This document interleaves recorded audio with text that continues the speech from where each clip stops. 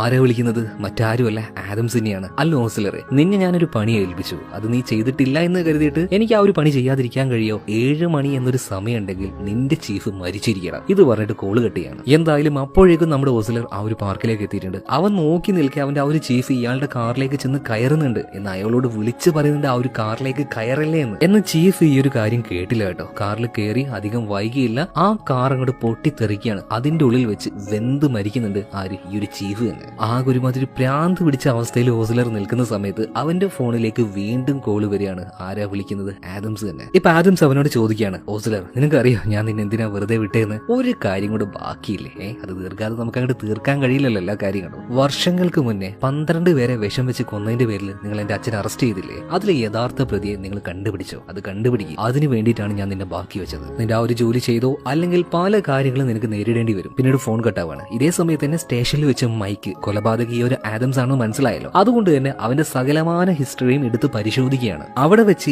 ഈ മൈക്കിന് നമ്മുടെ ഡോൺലി മാമന് കാര്യങ്ങളൊക്കെ മനസ്സിലാവുകയാണ്. അതായത് ഇതുപോലൊരു കേസ് ഉണ്ടായി, കുറച്ച് പേരെ വിഷം വെച്ച് കൊന്നു കളഞ്ഞു. അതിന്റെ പേരിൽ ഒരു പാവം വെയിറ്റർ അറസ്റ്റ് ചെയ്തു. ആ ഒരു കേസിൽ അന്വേഷിച്ച ഉദ്യോഗസ്ഥർ ഒന്ന് ഈ ചീഫും ഓസ്ലറും ഇവരടങ്ങുന്ന ഒരു ടീമായിരുന്നു. അതിൽ 3 പേരെ ഓൾറെഡി കൊന്നു കഴിഞ്ഞു. അതുപോലെ തന്നെ ഈ ഒരു കേസിന് വേണ്ടി സാക്ഷി പറഞ്ഞിരുന്ന ആ ഒരു ടാക്സി ഡ്രൈവറും സൈമണും മരിച്ചു കഴിഞ്ഞു. അപ്പൊ എങ്ങനെയാണ് ഈ ഒരു കേസിന്റെ പോക്ക് എന്ന് മൈക്കിന് മനസ്സിലാവുകയാണ് കേട്ടോ. ഇതേ സമയത്ത് സ്റ്റേഷനിലേക്ക് ഒരു മെയിൽ വരികയാണ്. ആ മെയിലിൽ ഒരു വീഡിയോ ഉണ്ടായിരുന്നു. ആ വീഡിയോ എങ്ങനെയാന്ന് വെച്ചിട്ടുണ്ടെങ്കിൽ നമ്മുടെ ഓസ്ലറും ആ ഒരു ടാക്സി ഡ്രൈവറും തമ്മിൽ ഒരു ഫൈറ്റ് നടന്നില്ലേ? അതേ സമയത്തിന് അവിടെ വെച്ച് ആരും ഈ വീഡിയോ ഷൂട്ട് ചെയ്യുന്നുണ്ടായിരുന്നു. ആ വീഡിയോ ഫുട്ടേജ് ആണ് ഇപ്പൊ സ്റ്റേഷനിലേക്ക് വന്നിട്ടുള്ളത്. എന്തായാലും പോലീസുകാർ ഇതെല്ലാവരും നേരിട്ട് കാണല്ലേ? ഇവർക്ക് കൺഫേം ആയിട്ട് മനസ്സിലായി കൊലപാതകി ആരാണെന്ന്. മറ്റാരുമല്ല, അവരുടെ കൂടെ വർക്ക് ചെയ്യുന്ന ഓസ്ലർ തന്നെ. എന്നാൽ ഇതേ സമയത്ത് തന്നെ ഭയങ്കര ടെൻഷനായിട്ട് ഒരു പോലീസുകാരൻ ഓടി വന്നിട്ട് ആ ഒരു കാര്യം ഇവരോട് പറയാണ്. അതായത് ഇവരുടെ ചീഫ് ഒരു ബ്ലാസ്റ്റിൽ മരിച്ചു പോയെന്ന്. അതായത് ചീഫ് മരിച്ച കാര്യം ഇപ്പോഴാണ് ഇവർ അറിയുന്നത്. ഇപ്പോഴാണ് അതിന്റെ ആ ഒരു കോൾ ഇവർക്ക് വരുന്നത്. ഇതേ സമയത്ത് തന്നെ നമ്മുടെ മൈക്ക് ഡോളി മാമൻ ഉണ്ടല്ലോ, മൂപ്പർ ഒരു കാര്യം ഉറപ്പിച്ചു കഴിഞ്ഞു. ഇനി അടുത്തത് ഓസ്ലർ ആണ്, അവന് കൂടെ ബാക്കിയുള്ളൂ. അതുകൊണ്ട് തന്നെ എങ്ങനെയെങ്കിലും ആ ഒരു ആദംസിനെ തടുക്കാനായിട്ട് അവന്റെ സകലമാന ഹിസ്റ്ററിയും ജാതകം വരെ എടുത്ത് പരതുന്നുണ്ട്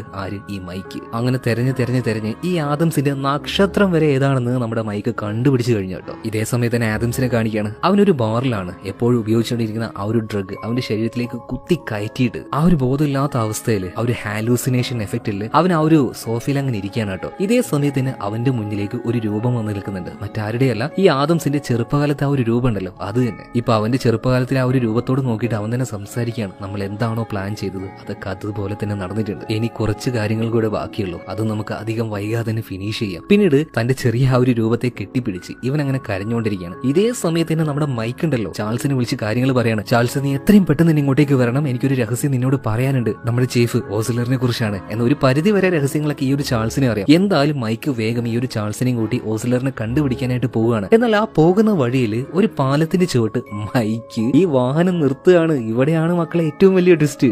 ആ വാഹനത്തിൽ നിന്ന് ഇറങ്ങിയതിനു ശേഷം മൈക്ക് കയ്യിലുണ്ടായിരുന്ന ഗണ്ണുണ്ടല്ലോ, അത് നേരെ ചൂണ്ടുകയാണ്. ആർക്ക് നേരെ? ചാൾസിന് നേരെ. എന്തിനാടാ ഈ കളികളൊക്കെ എന്ന് ചാൾസിനോട് ചോദിക്കുകയാണ്. അവന്റെ മുഖത്ത് ആ സമയത്ത് ഒരു ചിരി ഉണ്ടായിരുന്നു. അവന്റെ കളി എല്ലാം വിളിച്ചതായി. അത് ഈ മൈക്ക് കണ്ടുപിടിച്ചു എന്ന് മനസ്സിലായി. ആ വെയിറ്ററുടെ മകൻ അത് മറ്റാരുമല്ല, ഈ മുന്നിൽ നിൽക്കുന്ന ചാൾസ് തന്നെയാണ്. അവന്റെ അച്ഛൻ ജയിലിൽ പോയതിനു ശേഷം ചാൾസിനെ ഒരു ഓർഫനേജിൽ കൊണ്ടുപോയി. എന്നാൽ ഒരു ഘട്ടത്തിൽ അവന്റെ കംപ്ലീറ്റ് ആയിട്ടുള്ള പേരും കാര്യങ്ങളും എല്ലാം മാറ്റിയാണ് നമ്മുടെ ചാൾസ് ഇവിടം വരെ വന്ന് നിൽക്കുന്നത്. അതായത് അവന്റെ ആ ഒരു ഐഡന്റിറ്റി അത് കംപ്ലീറ്റ് ആയിട്ട് ആദംസിന് കൊടുത്തു. അങ്ങനെയാണ് ഇവർ ഈ കാര്യങ്ങളൊക്കെ പ്ലാൻ ചെയ്ത് വെച്ചിട്ടുള്ളത്. എന്നാൽ കൂടുതലായിട്ട് ഇതിനെക്കുറിച്ച് അന്വേഷിച്ച നമ്മുടെ മൈക്ക് ഈ കാര്യം അത് അതുപോലെ കണ്ടുപിടിച്ചിരിക്കുകയാണ്. ഇതേ സമയത്ത് തന്നെ ഇവർ രണ്ടുപേരും തമ്മിൽ അങ്ങോട്ടും ഇങ്ങോട്ടും ഒരു ഫൈറ്റ് നടക്കുന്നുണ്ട്. ഈ ഫൈറ്റിൽ ചാൾസ് മൈക്കിന്റെ കയ്യിൽ നിന്നും ഗണ്ണ് തട്ടിപ്പറിച്ച് മേടിച്ചിട്ട് ഇവനെ ചവിട്ടി താഴെയിടുകയാണ്. ഗൺ പോയിന്റിൽ നിർത്തുകയാണ്. ഇപ്പൊ മൈക്കിനോട് ചാൾസ് പറയുന്നുണ്ട്, എനിക്ക് നിങ്ങൾ ഒരുപാട് ഇഷ്ടമാണ്, പക്ഷെ എനിക്ക് ചെയ്തു തീർക്കാനായിട്ട് ഇനിയും കുറച്ചധികം കാര്യങ്ങൾ ബാക്കിയുണ്ട്. അതിന് നിങ്ങളൊരു തടസ്സമാണ്. അവിടെ വെച്ച് തന്നെ ചാൾസ് മൈക്കിനെ ഷൂട്ട് ചെയ്ത് കൊന്നുകളയാണ്. ഇതേ സമയത്ത് തന്നെ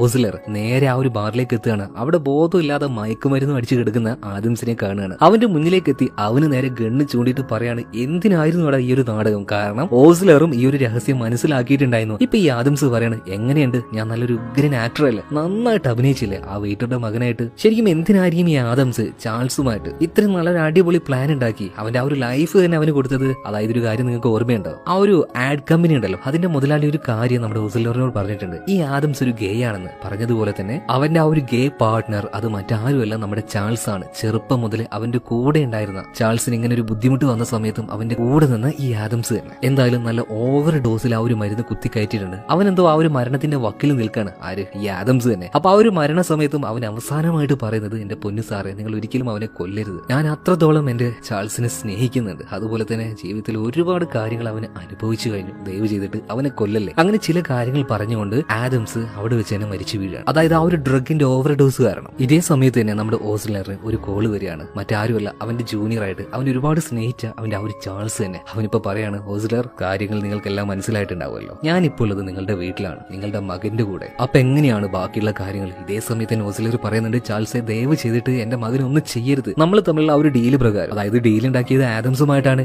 എന്നിരുന്നാലും ആ ഒരു ഡീൽ യഥാർത്ഥത്തിൽ ചാൾസുമായിട്ടാണല്ലോ. അതുകൊണ്ട് തന്നെ പറയാണ്, യഥാർത്ഥത്തിൽ ആ ഒരു ഡീൽ എന്ന് പറഞ്ഞാൽ നിന്റെ അച്ഛനെ കൊന്ന യഥാർത്ഥ കൊലയാളി അയാളെ കണ്ടുപിടിക്കാനാണല്ലോ, ഞാൻ വൈകാതെ തന്നെ അത് കണ്ടുപിടിക്കും, ദയവ് ചെയ്തിട്ട് എന്റെ മകനെ ഒന്നും ചെയ്യലടാ. ഇതും പറഞ്ഞുകൊണ്ട് ഈ ഓസ്ലർ നേരെ വീട്ടിലേക്ക് ചെല്ലുന്ന വഴി, പാതി വഴിയിൽ തന്നെ ഈ ചാൾസ് ഒരു കാറിൽ ഓസ്ലറിന്റെ മകനെ ഇരുത്തിക്കൊണ്ട് അങ്ങനെ നിൽക്കാനായിട്ട് ഒരു പ്രത്യേക ഭാവത്തിൽ. എന്തായാലും ഓസ്ലറിന് ചാടിക്കാരി ഒന്നും ചെയ്യാൻ കഴിയില്ല. ഇതേ സമയത്തിന് ആ കാറ് ചൂണ്ടിയിട്ട് ഇപ്പൊ ചാൾസ് പറയാണ്, നിന്റെ മകനെ കണ്ടോ, എന്റെ അച്ഛനെ നിങ്ങൾ എല്ലാവരും അറസ്റ്റ് ചെയ്തുകൊണ്ടുവന്ന സമയത്ത് അതേ പ്രായം തന്നെ, അതേ ബുദ്ധി തന്നെ എനിക്കുണ്ടായിരുന്നുള്ളൂ, ഒരു കൊച്ചു പയ്യനായിരുന്നു ഞാൻ. എന്റെ അച്ഛൻ എത്രത്തോളം കഷ്ടപ്പെട്ടിട്ടാണ് എന്നെ നോക്കിയെന്നറിയോ, അമ്മയില്ലാത്ത തന്നെ ആ കഷ്ടപ്പാടുകളൊക്കെ ഞാൻ ഒരുപാട് തവണ നേരിട്ട് കണ്ടിട്ടുണ്ട്. ഒരു ദിവസം രാത്രി ഒരുപാട് വൈകിട്ടും എന്റെ അച്ഛൻ വീട്ടിലേക്ക് വന്നിട്ടില്ല. അതുകൊണ്ട് തന്നെ അച്ഛനെ തേടിക്കൊണ്ട് ഞാൻ ആ ഒരു ബാറിലേക്ക് ചെന്നപ്പോ കണ്ട കാഴ്ച, കൂത്താടി നടക്കുന്ന 12-13 പേര്. എന്റെ അച്ഛനൊരു പട്ടിയെ പോലെയാണ് അവർ കണ്ടത്. എന്ന് എനിക്ക് വേണ്ടി, നമ്മുടെ കുടുംബം നോക്കാൻ വേണ്ടി അച്ഛൻ അവർക്ക് കീഴിൽ അങ്ങനെ ജോലി ചെയ്തു. ഒരു പട്ടിയെ തല്ലുന്നത് പോലെ, ഒരു പട്ടിയെ കാണുന്നത് പോലെ, ഒരു അടിമയെ പോലെ അവരവിടെ വെച്ച് എന്റെ അച്ഛനെ ട്രീറ്റ് ചെയ്തു. എന്റെ കുഞ്ഞു മനസ്സാണ് അത് വല്ലാതെ പെടഞ്ഞുപോയി, സഹിക്കാൻ കഴിഞ്ഞില്ല എന്നെ കൊണ്ടത്. എന്റെ പൊന്നച്ഛൻ എന്നെ അത്രയും നോക്കിയിരുന്നു, അത്രയും കഷ്ടപ്പെട്ടിരുന്നു എന്നെ നോക്കാനായിട്ട്. അതുകൊണ്ട് എനിക്ക് സഹിക്കാൻ കഴിഞ്ഞില്ല. ആ 13 പേരെയും വിഷം വെച്ച് കൊന്നത് മറ്റാരുമല്ലടാ, ഞാൻ തന്നെയാണ്. എനിക്ക് എന്റെ പക തീർക്കണമായിരുന്നു. എന്റെ അച്ഛനെ തൊട്ടവന്മാരെ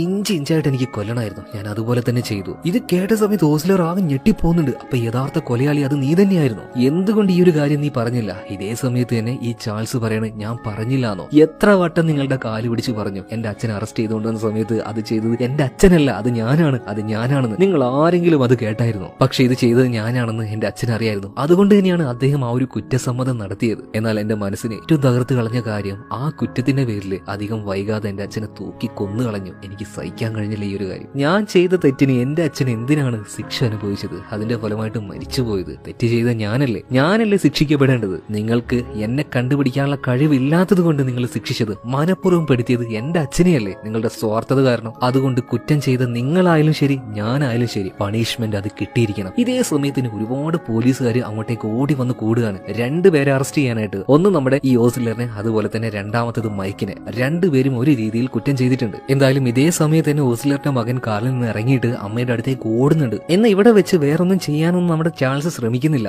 ചാൾസ് ഇപ്പൊ ഓസ്ലറിനോട് പറയാണ്, ഞാൻ എന്തായാലും കുറ്റം ചെയ്തു, അതിന്റെ ശിക്ഷ എനിക്ക് കിട്ടും വേണം. ഓസ്ലർ, നിങ്ങൾക്ക് എന്നെ ഇവിടെ വെച്ച് ഷൂട്ട് ചെയ്ത് കൊന്നുകളയാം, നിങ്ങൾ അത് ചെയ്യും ഓസ്ലർ, എനിക്ക് ആ ശിക്ഷ വേണം. ഇത് പറയുന്ന സമയത്ത് ഓസ്ലർ കയ്യിലേക്ക് ഗണ്ണെടുക്കുന്നുണ്ട്, അവന്റെ നേരെ ചൂണ്ടുകയാണ്. ഇതേ സമയത്ത് തന്നെ ചാൾസ് പറയാണ്, ഞാൻ ചെയ്തതിനുള്ള ശിക്ഷ അതെനിക്ക് കിട്ടുകയും ചെയ്യും, അതുപോലെ തന്നെ നിങ്ങൾ ചെയ്തതിനുള്ള ശിക്ഷ നിങ്ങളുടെ മകന്റെ മുന്നിൽ വെച്ച് തന്നെ പോലീസുകാരെ നിങ്ങൾ അറസ്റ്റ് ചെയ്തുകൊണ്ടുപോകും. എന്ന് ഓസ്ലർക്ക് ചാൾസിനെ വെടിവെച്ച് കൊല്ലാൻ മനസ്സ് വന്നില്ല കേട്ടോ. അതുകൊണ്ട് തന്നെ ആ ഒരു ഗണ്ണ് താഴേക്കിട്ട് ഓസ്ലർ പോലീസിന് കീഴടങ്ങുകയാണ്. പോലീസുകാർ ഇപ്പൊ അവനെ പിടിച്ചിട്ടുണ്ട്. അതേ സമയത്ത് തന്നെ ഇവിടെ വെച്ച് ഒരു ഫ്ലാഷ് ബാക്ക് നമ്മുടെ ചാൾസ് ഓർത്തെടുക്കുകയാണ്. അതായത് അവന്റെ അച്ഛനെ ഇവിടുന്ന് അറസ്റ്റ് ചെയ്ത് കൊണ്ടുവന്ന സമയത്ത് ആ ഒരു ടീമിൽ അല്ലെങ്കിൽ ഈ ഒരു പരിപാടിക്ക് തീരെ താല്പര്യം ഉണ്ടായിരുന്നില്ല നമ്മുടെ ഓസ്ലറിന്. എന്തായാലും ഓസ്ലർ ആ ഒരു വെയിറ്ററുടെ മകനായിട്ടുള്ള ചാൾസിന്റെ അടുത്തേക്ക് ചെന്നിട്ട് ഒരു കാര്യം പറയുന്നുണ്ടായിരുന്നു, മോനെ ഈ ഒരു കാര്യം ചെയ്യാൻ അങ്കിളിന് ഒട്ടും താല്പര്യമില്ല, പക്ഷെ വിധി ഇങ്ങനെയായി പോയി. മോനെ പോലെ അധികാരമില്ലാത്തവർക്ക്, പവർ ഇല്ലാത്തവർക്ക് ഇങ്ങനെയുള്ള കാര്യങ്ങൾ അനുഭവിക്കാൻ മാത്രമേ യോഗമുള്ളൂ. അതുകൊണ്ട് മോനോട് അങ്കിൾ ഒരു കാര്യം പറയട്ടെ, എങ്ങനെയെങ്കിലും അതിജീവിക്കണമെങ്കിൽ പണം ഉണ്ടാക്കുക, അധികാരം ഉണ്ടാക്കുക. ആ ഒരു വേർഡ്സ് ചാൾസ് മനസ്സിൽ വെച്ചു. ആ ഒരു പകയില് അവൻ പഠിച്ച് ഇതേ പോലീസ് ഫോഴ്സിൽ തന്നെ അവൻ വന്ന് കയറി. എന്നിരുന്നാലും അവന്റെ ഉള്ളിൽ ആ ഒരു കുറ്റബോധം അത് പോകുന്നില്ല. പ്ലാൻ ചെയ്ത് എല്ലാ കാര്യങ്ങളും നടപ്പിലാക്കിയെങ്കിലും അവന്റെ ഉള്ളിൽ ആ ഒരു കുറ്റബോധം, തന്റെ അച്ഛന്റെ മരണത്തിന് കാരണക്കാരൻ ഞാനാണ്, അതുകൊണ്ട് നിങ്ങളെ കൊന്നിട്ടില്ലെങ്കിലും ഞാൻ മരിച്ചോളാന്ന് പറഞ്ഞിട്ട് ഇപ്പോ ഈ ചാൾസ് ഗണ്ണെടുത്ത് അവന്റെ തലയിലേക്ക് ഷൂട്ട് ചെയ്ത് മരിച്ചു കളയാണ്. എന്നീ ഒരു കാര്യം കണ്ട സമയത്ത് നമ്മുടെ ഓസ്ലർ ആകെ തരിച്ചുപോയി. പോലീസുകാരുടെ ആ ഒരു പിടുത്തവും കാര്യങ്ങളൊക്കെ വെട്ടിപ്പിച്ച് ഓസ്ലർ പാഞ്ഞു ചെന്ന് നമ്മുടെ ആ ചാൾസിനെ കെട്ടിപ്പിടിക്കാൻ കേട്ടോ. കാരണം ഈ രീതിയിലൊക്കെ സംഭവിച്ചെങ്കിലും ഒരു സമയത്ത് ഒരുപാട് അവനെ സ്നേഹിച്ചിരുന്നു. അലറിക്കറിയാണ് ഇപ്പൊ. എന്നിരുന്നാലും കുറച്ചു കഴിഞ്ഞപ്പോൾ ഓസ്ലറിനെ പോലീസുകാരെല്ലാം പിടിച്ചു മാറ്റുകയാണ്. അവന്റെ മുന്നിൽ വെച്ച് തന്നെ, അതായത് ഓസ്ലറിന്റെ മകന്റെ മുന്നിൽ വെച്ച് തന്നെ ഓസ്ലറിനെ പോലീസുകാർ വിലങ്ങണിയിക്കുകയാണ്. അവിടുന്ന് സ്റ്റേഷനിലേക്ക് കൊണ്ടുപോകുന്നുണ്ട്. അതായത് ചാൾസിന്റെ ആഗ്രഹം ഇത് തന്നെയായിരുന്നു, ഓസ്ലറിന്റെ മകന്റെ മുന്നിൽ വെച്ച് ഓസ്ലറിന് ഇങ്ങനെ സംഭവിക്കണമെന്ന്. എന്തായാലും ഒരു കാര്യം ഉറപ്പാണ്, കർമ്മ എന്ന് പറഞ്ഞൊരു സാധനം ഉണ്ടെങ്കിൽ ചെയ്തതിനുള്ളത് തിരിച്ചു കിട്ടും. അതിപ്പോ ചെറിയ തിന്മ വലിയ തിന്മ എന്നൊന്നുമില്ല, തിന്മയ്ക്ക് ഒറ്റ പേരേ ഉള്ളൂ, തിന്മ. എന്തായാലും ഇത്രയും കാര്യങ്ങൾ കാണിച്ചുകൊണ്ട് സിനിമ ഇവിടെ തീരുകയാണ്. കഥ ഇഷ്ടമായോ? എന്നാൽ ഇതിനേക്കാൾ ഗംഭീരമായ മറ്റൊരു കഥയാണ് ഞാൻ നാളെ കൊണ്ടുവരാൻ പോകുന്നത്. ഉറപ്പാണ് ആ ഒരു കഥയും ക്ലൈമാക്സിൽ വെച്ച് നിങ്ങളെ ഞെട്ടിച്ച് കളയും. ഒരു സാധാരണ സ്ത്രീ അന്വേഷിക്കുന്ന ഒരു ഇൻവെസ്റ്റിഗേഷൻ മൂവിയുടെ കഥയാണത്. കൂടുതലായിട്ടൊന്നും ഞാൻ പറയുന്നില്ലേ, നാളെ തന്നെ ആ ഒരു വീഡിയോ കണ്ടോക്ക്. എന്തായാലും ഈ വീഡിയോ കുറിച്ചുള്ള അഭിപ്രായം കമന്റ് ബോക്സിൽ പറയാം.